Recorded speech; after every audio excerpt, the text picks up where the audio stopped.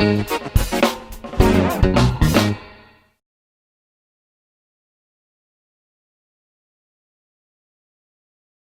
to a brand new episode of the Doctor's Podcast with Rabea Akram. This is your host, Rabea Akram. I'm a medical doctor and entrepreneur. Today I have a very, very special guest. Her name is Dr. Anna Stratis. Anna is a Canadian family physician. She is a certified life coach and she has had over 12 years of clinical experience.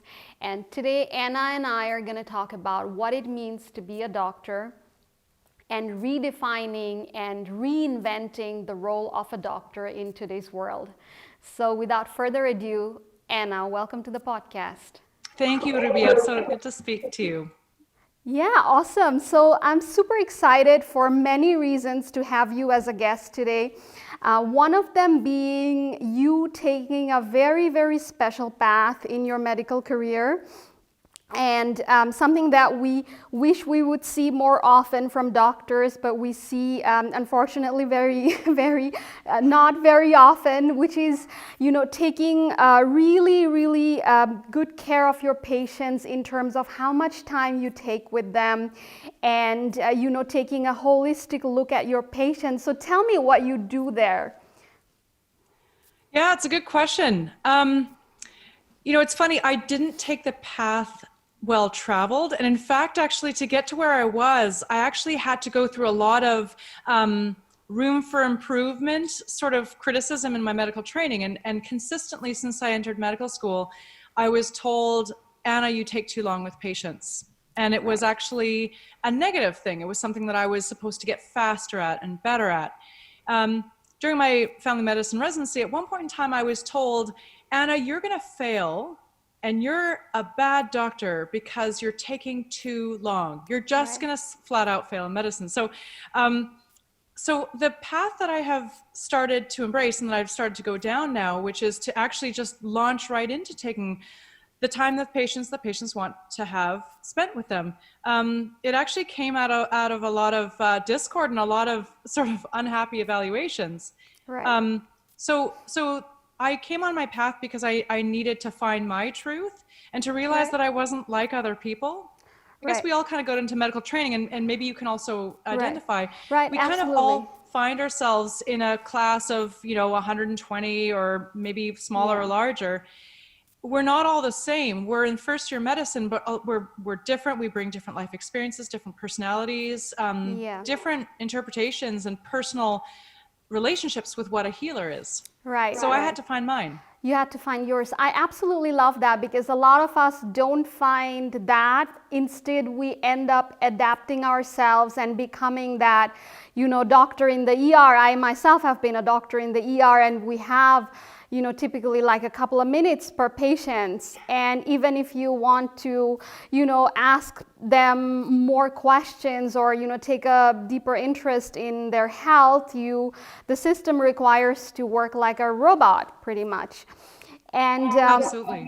Right, even if we have that deeper drive, the interest with which most people enter medicine, we kind of unlearn that with time and we learn to adapt to the system, which requires you to work like a robot, like I already said. And I love the fact about you that you have kept true to that, the basic thing with which most people enter medicine, and you have taken your own path, and hopefully you are paving a path for many clinicians, many doctors who will, in the future see you as an example and, stay true to their course as well. And what I want to ask you at this point is, what is the, it's not easy, if you want to work in a clinic and you have those routines and schedules, it's not easy. But how have you, managed to take this different course and, what was the transition like? Well, the transition was rocky and it involved throwing everything out and starting from scratch. My transition actually was this. I burnt out. I was working in a community health center in a rural part of New York State, and I was December 31st, 2019 was my last year of clinical practice in the paradigm of being the full service, full-time family doctor. I left to start a career in coaching, and I said, I'll never go back to clinical practice. That's it, I'm done. So interestingly, what happened is I have actually started my coaching business, but I've actually reintroduced clinical practice in my own way. And my own way is actually going back to Toronto, Canada, and working in the type of clinic that makes me happy. And that type of clinic has quite a young population, a lot of reproductive health, sexual health, and that's where I find my happiness. And I should say too, the other thing that I did is I chucked out that high income, reliable income source. That was part of it. So I'm sort of doing both things. I practice part-time in a clinic that serves me. It's not terribly lucrative, but it's something that makes me very happy. And then I'm coaching as well. And I kind of go month by month, and I sort of do coaching full time. And then I'm back in Toronto practicing clinically. And redefining things on my own term, month by month and year by year. Yeah, love that. So, you know, we had a discussion the other day. We got jumped into a call, and you also, you know, I really loved when you said, you know, people have this idea of being a doctor, like what it means to be a doctor. And you also, one of your coaching clients, you said, is a medical student, quite ahead in her studies. And, you know, coming into terms, because when you study medicine, it's unlike any other career, I would say. It's sort of a very unique path that you take, and people identify you as a doctor. You're like, it's almost like a badge you put on, and it kind of defines everything for you from then on, it seems. And what we see these days is a lot of people have multiple careers. You know, you study engineering, you can become a CEO, an entrepreneur, you can become a writer, you can become an, you know, innovator, whatever. But I see in medicine, especially, you know, in colleagues I have seen in medicine especially, it's very, very different, the approach that a doctor, you know, being a doctor, you also have other passions and other interests, and you pursue them. It's not always perceived in a very good way from what I've seen. And also doctors themselves tend to be very much, you know, in their perception and in their outlook, they kind of, you know, tend to, they don't keep that broad perspective. So you're expected to, you know, do your residency and then take a specialization, and then from then on, you know, do this and do that. So that's the kind of mentality that I've seen in a lot of people. Not to say there are a lot of doctors now who are, you know, going into different kinds of careers and exploring different passions. But what is your view on this? Do you see it in the same way, this mentality, this gap in the medical profession? Absolutely. Gosh, I couldn't have said it better. Yeah, through medical training. In fact, actually, me and my fellow relationship coach that I run a podcast with, were commenting. So my medical training taught me to follow step by step the rules. The rules of medical training have, by and large, been in place for several hundred years in Western medicine training. So we're used to following the rules, and then when we get out of our residency or fellowship and we are supposed to start practice, then we're still kind of just like looking around to be like, well, what are the rules? What's the good doctor? You know, how do we conduct our career? And we're not taught to be able to take a critical look and to start to create our own path and to, you know, invent things for ourselves, become an entrepreneur of our own lives. So it's absolutely true. It took a lot of rethinking the rules. There's a lot of rules that were, or limitations that were placed on us that we never questioned. And then some of us, like yourself, who have rethought our way in the world and our way of wearing our MD, we've actually started to rethink all of those rules. So a couple of the key things that I had to rethink is the idea that I had to be a full-time clinical physician doing full-time clinical practice. I realized that that's not serving anyone. That's not serving myself. That's not serving my patients. My patients really benefit when I'm with them on a part-time basis, and I'm bringing all of my energy, and all the energy that I bring from my coaching. I bring some of my coaching into my clinic rooms as and when it's helpful. When I get to enjoy wellness, you know, Right. when I have time to be able to either travel or to get on my paddleboard, then I bring a whole new energy into the room with my patients. My patients get, you know, usually longer than other doctors, just because I take a long time. But I feel like they get an experience that they wouldn't if I was a burnt out full-time clinical practitioner who was dissatisfied with their life. I'm deeply satisfied with my life. I love my life. I want Right. everyone else to love their life. Right. And that's what I bring to my clinical practice. Right. That's amazing. That's beautiful. So tell me about your coaching. Like, you know, what's the perspective? What are the kind of, you know, directions you coach in, and what is for what population is the coaching for? Is it for business, or, you know, just tell me about it. Yeah. Oh, great question. So my desire to coach came out of the clinic room. I noticed people coming in, 20 to 30% at least of medical practice these days is encountering problems that we don't have tools for as doctors. I'm going to call it. It becomes really frustrating when I don't have, I guess I did biochemistry as my undergrad, so I always want to distill things down to the core and to the root. And when I realized that 30% of the time I don't have any clue as a medical doctor how to fix this person's problem, because they're coming in with insomnia, they're coming in with pain, they're coming in with fatigue. These things get to a lot of things. There could be a trauma background, but a lot of the time people are living dissatisfied lives and they're not showing up in the way that they want to in their lives. And that Right. manifests as sleep problems, fatigue, and pain. So they come to the family doctor, and that's where I learned that I wanted to become a coach or pursue coaching, because I wanted to fill my toolbox with more tools to help 30% of the people coming into the clinic room. So I pursued coach training at IPEC, which is a renowned coach training program.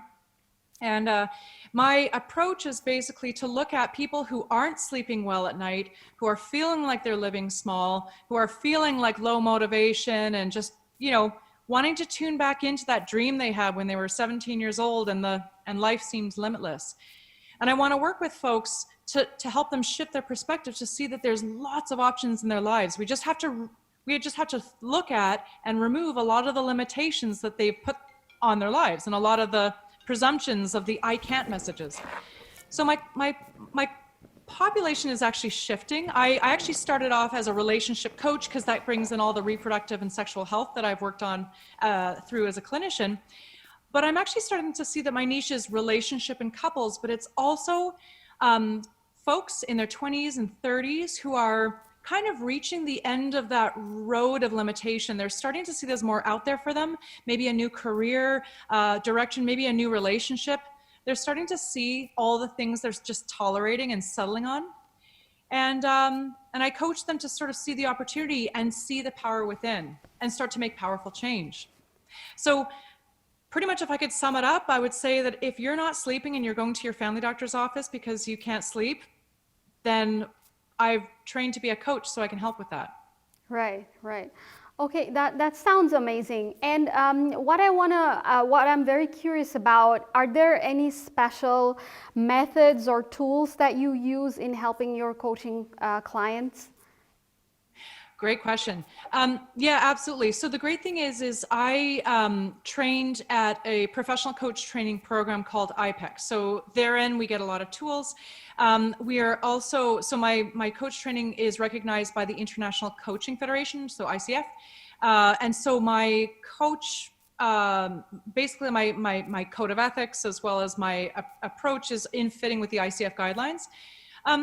But super long story short, in terms of an approach, I use either a transformational coaching methodology or even like an energy-based coaching methodology, which basically means that if you're showing up with a certain kind of energy in your life, whether that's anger, apathy, tolerance, we help to raise awareness to that so you can choose how to show up in your life in a different way. So perhaps with a greater sense of opportunity, a greater sense of being in flow, and really sort of shedding a lot of the negative energy that we tend to carry around. And energy can sometimes bring up sort of some weird tones for folks who may find that a bit woo-hoo, but basically, if I can reframe that, my coaching work helps you to put a different lens or filter over the perspective of your experience, so that you can actually start to show up with a different or a more positive lens. And by showing up differently, you create different outcomes for yourself, including in your relationship with others and intimate partners. Wow. Kind of like an energy shift, from positive to more positive energy. So you want to, make the people aware of what kind of energy they're coming from. And from that awareness, you will see a shift in the energy. Does that make sense? Okay, I love that. I love that. And the other thing you talked about, like you said, basically your 2 core methods you use, if not more than. So there was another one you mentioned. One was the energy-based, and the other one I think was transformational. Yeah. You want to maybe tell me a little bit about that? Yeah, it's a good question. And I would say that there's in coaching circles, there's a lot of interpretations of that, but basically transformational coaching would pretty much be in the same vein as helping folks to transition to a more powerful version of themselves, into a new career or a different role in their career, or to transform the way they're showing up in their relationships. So if for example, they have taken a more passive role in their relationship, or perhaps they have always found themselves with the same kind of person, finding the same kind of partner, being stuck in the same kind of circular arguments. This type of coaching can really make you consciously choose to show up in a different way, where you will create a different dynamic of a relationship that actually serves you and actually is a much more healthy anabolic path for you. And by anabolic, I mean that energy that builds us up and feeds us and gives us motivation and energy. Yeah. Oh, wow. So what does this coaching side of your work have? What kind of effect does it have on you as a doctor, as opposed to how you were working previously in the clinic? Do you see a shift in your own well-being and how you feel? What does that do to you? Oh God, that's a great question. I think that a lot of us doctors feel trapped in the conventional medical model, and there's a few reasons for that. Number one, the ground beneath our feet has shifted in the last 20 years. So depending on the country you're in, and certainly in the US here, the physician is no longer in the place in the medical system that they used to be. So there's a lot of folks who are doing very good work, who are mid-level, we call them mid-levels here. They're physician assistants, nurse practitioners, nurses. So really that patient-doctor relationship and that doctor role is really not the same as it was 20 years ago.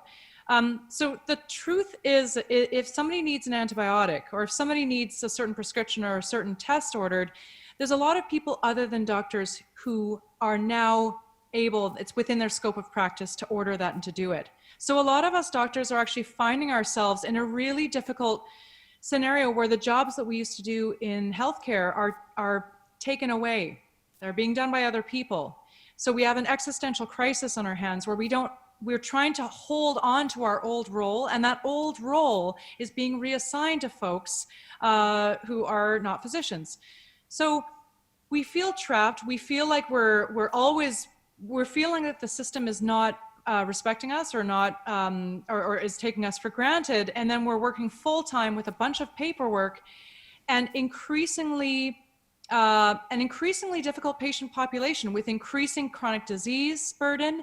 And everyone has Google. So a lot of folks will come into the clinic saying, look, I found this on Google and I just want you to order this test or prescribe this medication. So really, it's an existential crisis for doctors. That's what gets us stuck. That's what makes us not well.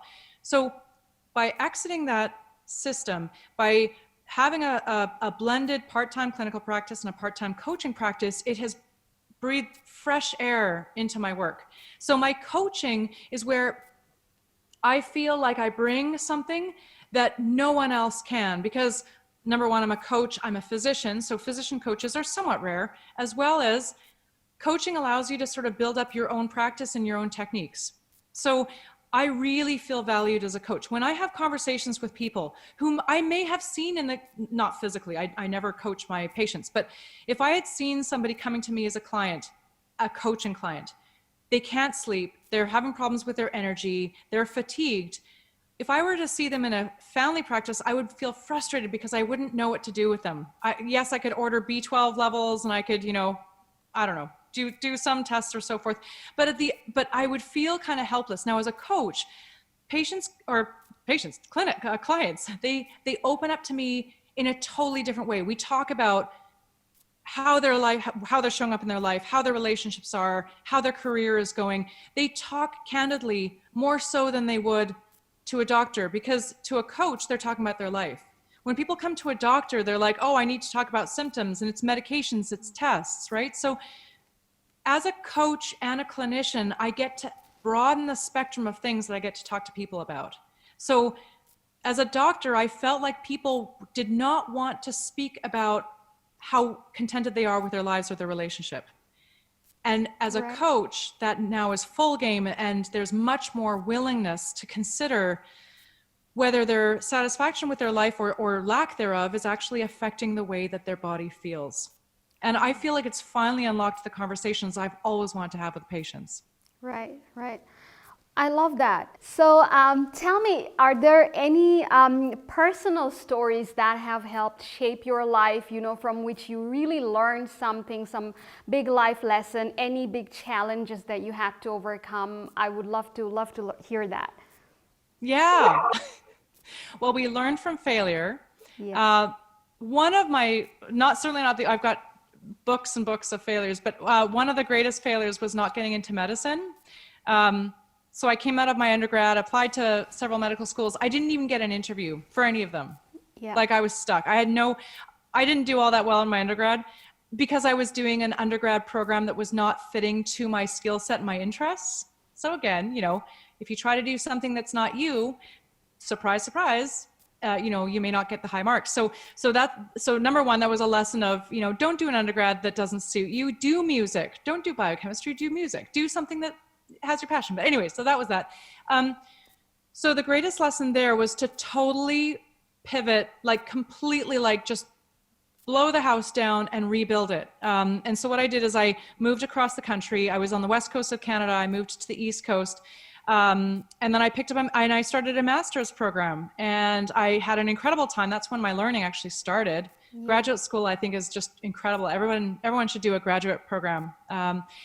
And then I ended up applying to medicine at the medical school where I did my master's. And because of several factors, I was a more favorable candidate and I got in then. So I learned from that is when you have failure, because you're going to have failure, and sometimes it's spectacular failure, just look at the door that you're banging on and just rethink, is that the right door for me? And you know what? And it's the hardest thing to do in the face of failure, but totally deconstruct everything.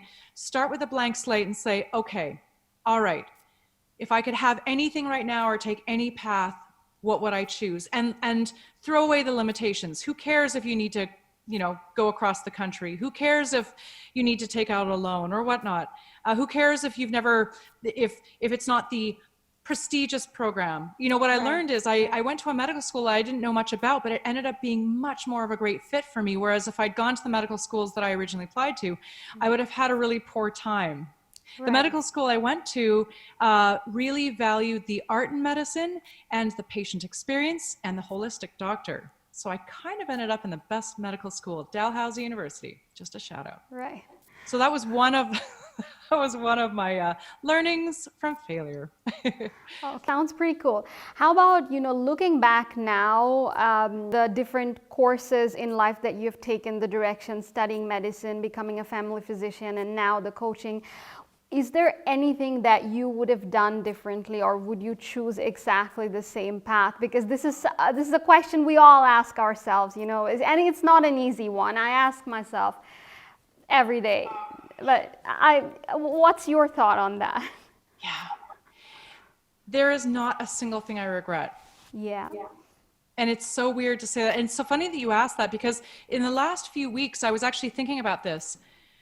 I don't know if it's because I have a bad long-term memory. I can't remember things that have happened in the past. It's actually quite a blessing, but there's not a single thing that I would change. Yeah. I think others have been asked this question, and I think the only thing I would regret is for those who I've hurt, who I've inevitably hurt people. I regret that, and I wish I could have shown up in a different way so as to not hurt people. Yeah. And that's inevitable. Other than that, every single direction, you know, I've lived in Delhi for nearly 5 years. I've had relationships. I've lost relationships. I've come back into relationships.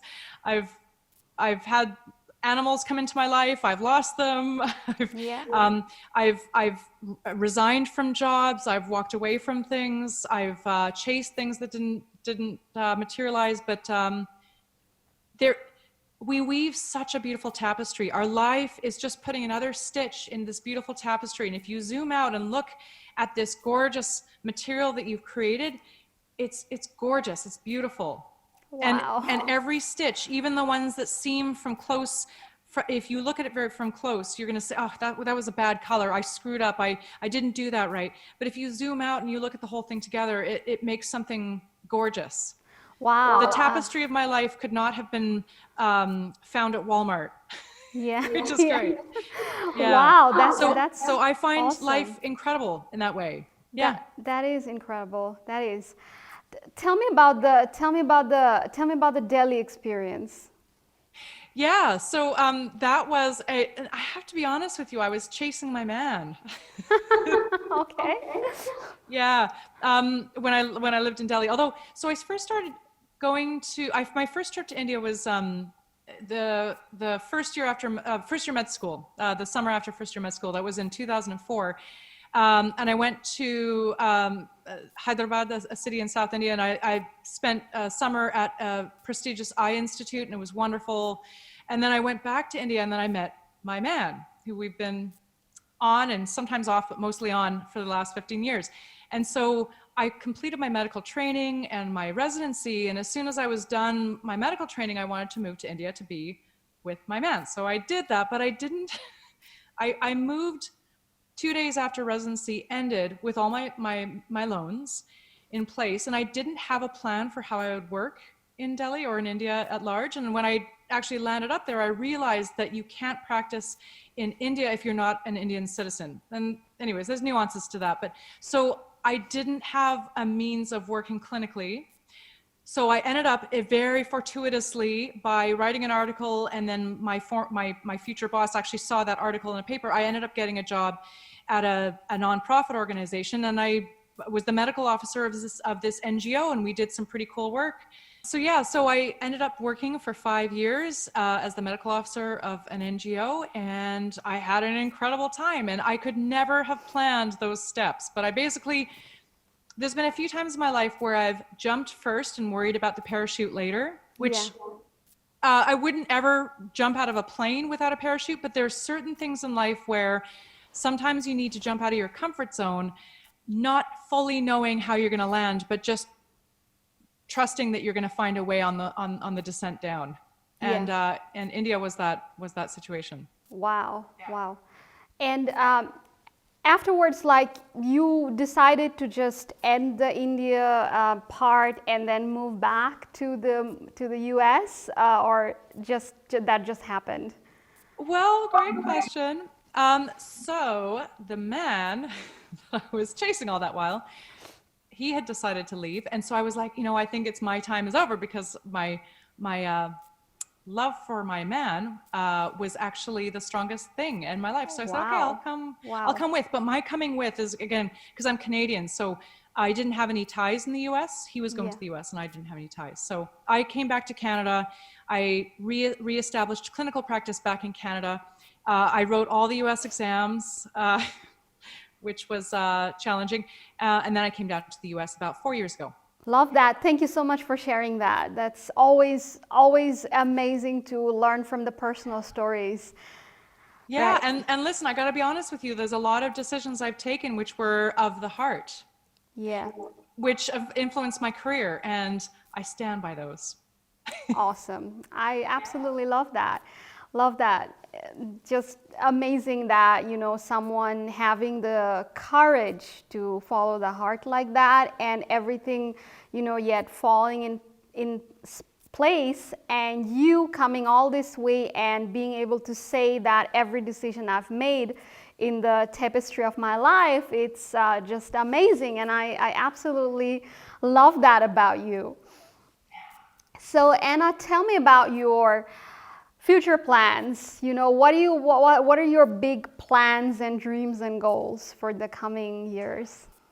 Oh, it's a great question, because the thing is, Rabea, I know this sounds really crazy, but I feel like I've arrived. Like I just feel so, life every day is really happy. I love, as I wake up in the morning and I have the things I love to do, making coffee, feeding the cats, feeding my plants, just looking out the window.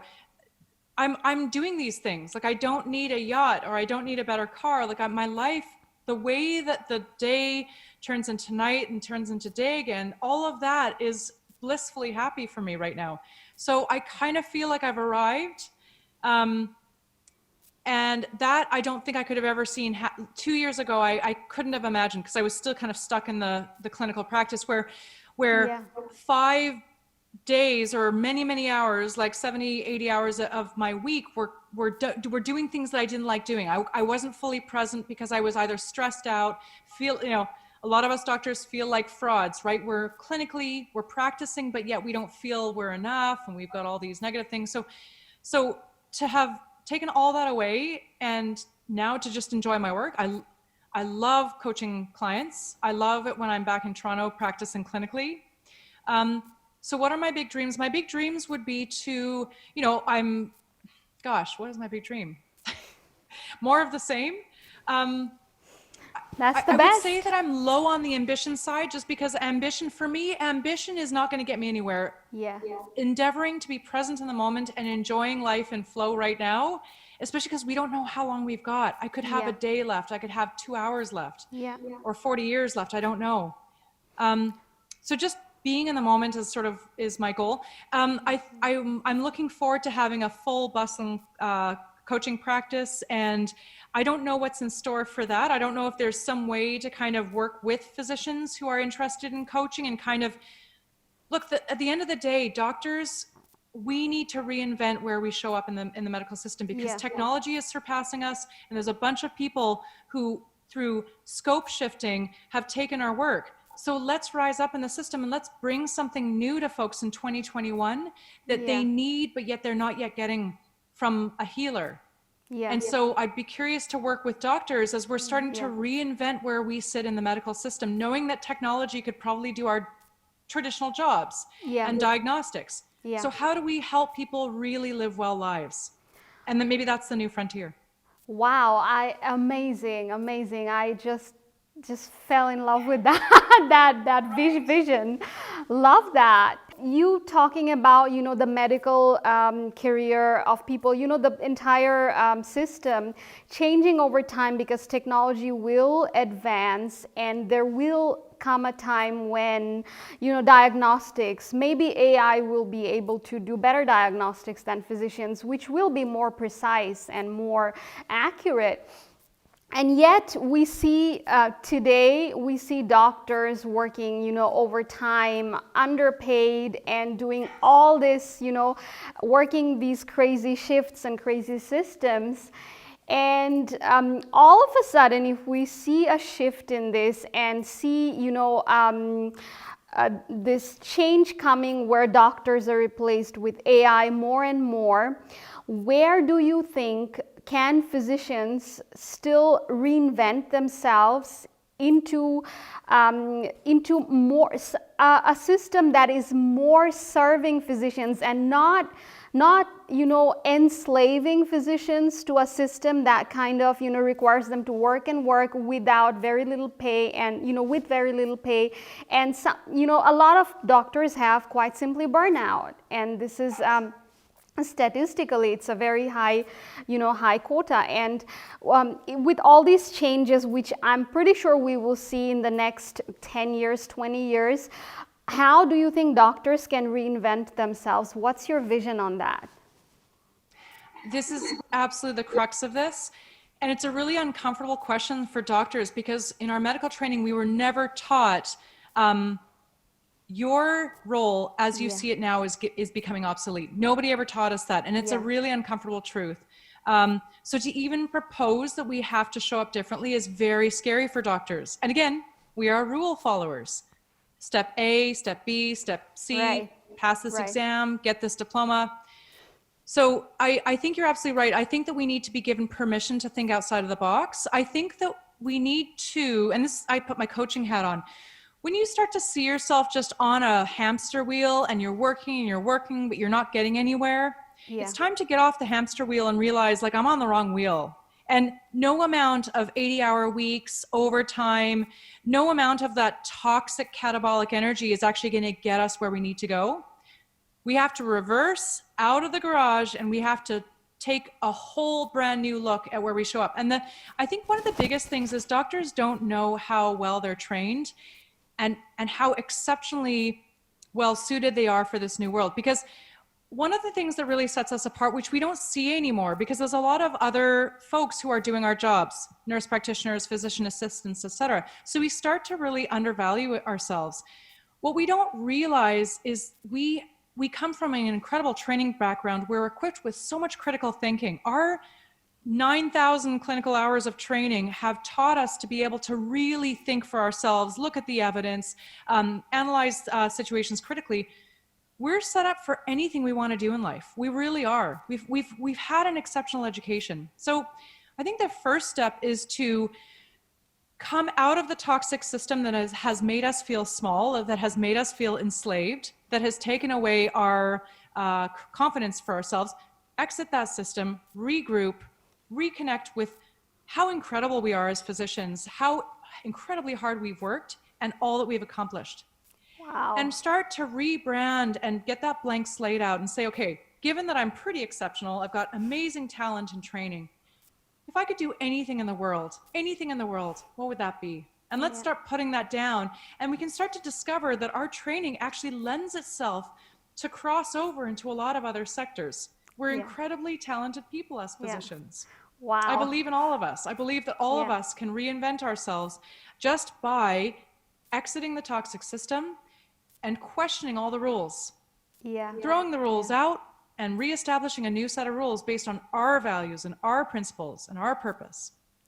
It's such a rare thing for me to sit in front of a fellow doctor who's also reinventing her role in thinking about the world and the brain and our brain health and so forth. So to be perfectly honest, I would love to hear about how, your journey, but I just have questions for you and about how, because we're sitting in a very similar spot in healing and in wellness, which is really interesting. So for me, a lot of it started similar to you because I was working as a full-time clinician.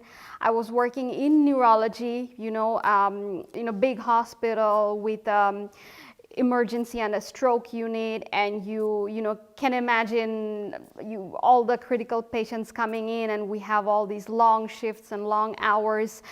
Was doing all that for a couple of years, and I also reached a point where I felt that a lot of things become repetitive. You keep seeing, when you're working in a stroke unit, you're patients in the golden hour, you have you follow these guidelines and rules that you previously talked about. And we kind of became, like, for me, a very standard procedure, stroke after stroke after stroke after stroke. And you learn a lot. I also saw patients which were other than stroke, but at a certain point in my life, I felt like there is more to it. And I saw a tremendous number of patients who just came to the hospital at a point where it's really, really late, to treat. And also in neurology, a lot of the times, diagnostic has really gone a long way. We can do a lot of diagnostic. We can, do imaging and lots of different kinds of markers and biomarkers and stuff like that. But when it comes to treating dementia and, in MS, we've seen lots of lots of different new medications coming out. But unfortunately, when it comes to dementia and lots of other chronic degenerative neurological diseases, the treatment side has not been as fast as the diagnostic side. So it can get, as a clinician, sometimes pretty frustrating to see your patients, year after year, they're coming in and not really improving, but kind of declining. A lot of it is changing. There are new treatments coming up, but for me, what was a very big piece of the picture that was missing in conventional medicine is the prevention side. Nobody talked about it. Like nobody, absolutely nobody. And it didn't take, a lot to see a whole bunch of people out there, a very, very large part of the population. Everywhere you see people doing the wrong things with their health and treating their brains in the wrong way. And that got me very much interested in preventive medicine. And I kind of coined a term that I called health enhancement instead of treating diseases. So brain, you kind of enhance your brain, like make it super, you make it a super brain. You don't have to treat diseases. Rather, when you're still healthy, you make it even better. And that is possible through traditional methods and also through a lot of technological tools that are being improved all the time. We see new things coming up, and one of the techniques that I learned, I did extensive training on, is neurofeedback, and is extremely valuable when it comes to really enhancing your brain's power and also boosting your brain's health. And these things combined is the way to go for the future. I 100% believe is that the future is and should be prevention rather than trying to treat diseases when it's already pretty late. And for that, we need more and more doctors, and we need more innovators, doctors, and people from healthcare in general being more aware of these things and coming together and bringing these things, making these things available to people, because most people just don't know about it. So that's where my passion came from in innovation. I've always been an innovator. My background in school and before medical school has been very much into science, and I love that stuff. That's why neurofeedback is one of the areas where I'm passionate about, and I see a lot of innovation happening. My company is a mission-driven company. The big mission, the big picture is to be a driving force for that innovation and for that shift we want to see in medicine in the space of brain health. And isn't it funny how both of us reached insight and clarity about where we needed to go based on a persistent observation in clinical practice that we couldn't ignore.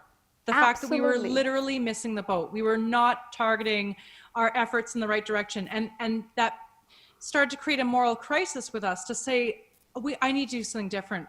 Because I could have a career and just, treat stroke patients, and after the fact, after they've had a brain injury or a brain event, and sort of do the treatment side, but the prevention side was knocking on your door.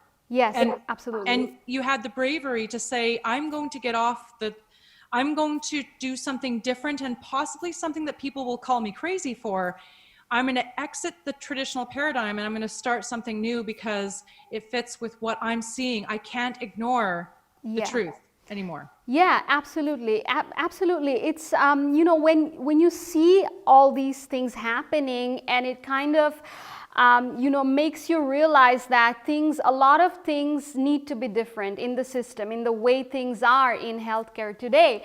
And having that knowledge and having this drive that I want to be the driving force, at least to some extent, to make some changes happen, this was a very, very big driving factor for me that made me make that decision. So I'm absolutely right there with you on that. Yeah. And how amazing it is to work with purpose. Right. Do you feel like a renewed sense of purpose and motivation now in your work? I do. I absolutely do, because it aligns with my values, and I know why this is important for me, and I see the bigger picture. So that sort of aligns with my purpose. However, when it comes to purpose, you need to constantly also be asking yourself and redefining your purpose. It's a long journey, and along the way, you need to constantly keep asking yourself, the path that you're taking, is it still aligning with your purpose, and where does it next go? So I think that's a work in progress. Yeah. And listen, the thing is too, we don't have a blueprint or a roadmap. As medical doctors, we were never taught how to do this. Like even something like, if you're not working in a clinic with a schedule that somebody else gave you, then how do you feel your days? Because, as an entrepreneur, you'd be having a lot of meetings and setting up a lot of networking, a lot of conversations. We were never taught how to set this up, and we don't know how to do it. A lot of us doctors are scared to start our own thing. Yeah. Because we don't know what a day is going to look like. Right. We don't know how to structure it. How did you get over that? Right. It's extremely, I am absolutely with you when you say that. It has not been easy, and being an entrepreneur is an entirely new, different thing than being a doctor. Being a doctor, I would say both are on extreme ends of the spectrum when it comes to, risk taking and pressure and working under pressure and that kind of stuff. But being an entrepreneur, you're really on your own. So it's an entirely different game altogether. And you have to kind of teach yourself, and learn from others who have done it before you. Because I believe that 100% nobody needs to reinvent the wheel.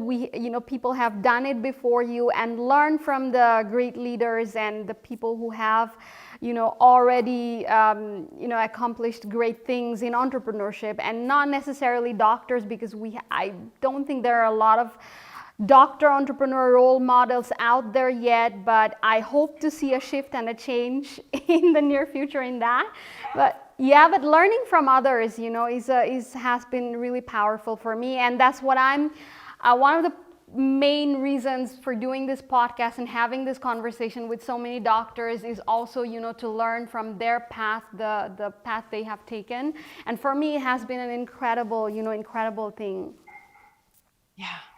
Yeah, that's actually really cool. And I love how you say that, like, there's so many people to learn from. Yeah. And if us doctors can shift our thinking, we do CME, we do continuing medical education. We're all really aware of that. We're happy to do that. I encourage folks, even informal CME, gosh, everything is on YouTube. Like whether it's, organizing your schedules or how to market yourself, or, there's so many people who are non-medical, sometimes medical, but mostly non, just like you say, who put up YouTube videos. There's so much information out there that will put more tools in our toolkit. Yeah. So that we can really craft the life where we feel like we're going to be our most powerful. Right. Love that. Anna, tell me, for the interest of time, I want to keep having this conversation with you, but for the interest of time, I want to ask you like one question at this point. Is there anything like from that you have learned, one of the biggest lessons that you have learned, something from that has entirely, changed your life? 12 years of medical career, from during that time, what is the biggest lesson that you want to give away to folks watching this today? Oh yeah, that's a great question. It's funny when you say from 12 years ago, and if I look back to 12 years ago, I was in a very different spot. Like most doctors, I've spent a lot of hours suffering. And by that, I mean, a lot of us have gone through long clinic or hospital days where we feel physically uncomfortable, we're hungry, we haven't peed in 16 hours, or we feel demoralized. Our patients are yelling at us, the nurses are yelling at us. I've spent a lot of time suffering. And what I've realized, I thought that was my life. I thought that was the life of a doctor. That was going to be my life till I retired. My biggest lesson was that I have the power to both choose how I show up, as well as the power to totally reinvent what I'm doing and reinvent myself. Some of us feel really trapped to a salary because we accumulate things and complications in our life that require the salary that we're making.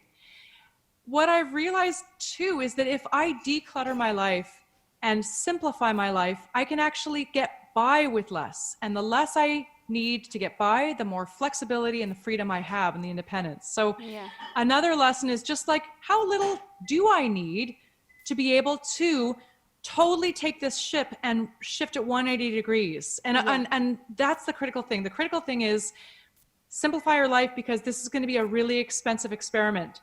To shift directions in life is like taking an oil tanker and like whipping it around 180 degrees. It's not easy. So simplifying, making my life lean, asking people for help when I need it, so that I'm not stuck to a salary, because a salary and money is the biggest pair of handcuffs on our wrists. So give up the fancy car, give up the fancy vacations. It's COVID anyways. We can't travel anywhere anyways.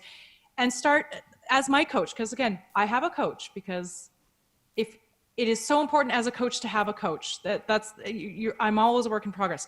My coach asked me, Anna, what kind of cut in your salary would be worth your happiness?